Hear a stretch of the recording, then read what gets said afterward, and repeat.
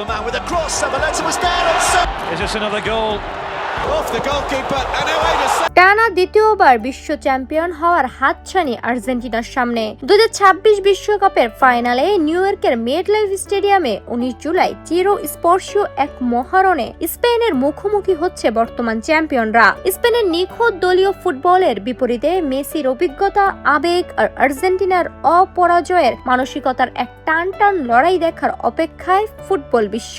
বিশ্লেষকদের মতে কৌশলগতভাবে স্পেন এগিয়ে থাকলেও 5টি সুনির্দিষ্ট কারণে শিরোপা ধরে রাখার দৌড়ে এগিয়ে থাকবে আর্জেন্টিনাই।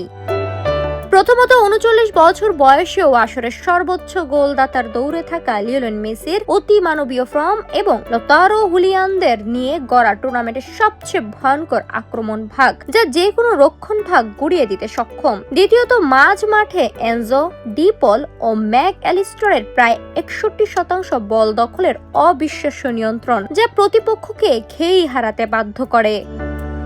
তৃতীয় কারণটি হলো ক্রিস্টিয়ানো রোমেরো ও লিসান্দ্রো মার্তিনেসের ইস্পাত কঠিন রক্ষণ এবং গোলপোস্টের নিচে পেনাল্টি ও 1-on-1 স্পেশালিস্ট এমিলো মার্তিনেসের অতি প্রাকৃতিক আত্মবিশ্বাস। চতুর্থত নকআউট পর্বে সুইজারল্যান্ড ও ইংল্যান্ডের বিপক্ষে কঠিন পরিস্থিতি থেকে ঘুরে দাঁড়ানোর অদম্য মানসিক শক্তি। আর অবশেষে বিদায়ী বিশ্বকাপে দলনেতা মেসিকে ঘিরে পুরো দলের অবিশ্বাস্য আবেগ ও একাত্মতা, যা মাঠের আর্জেন্টিনাকে একটি যোদ্ধায় রূপান্তরিত করেছে। লামিনে ইয়ামালের স্পেনের পরিকল্পিত ফুটবলকে রুখে দিতে স্কালোনের এই 5 অস্ত্রই হতে পারে আর্জেন্টিনার তুরুপের তাস।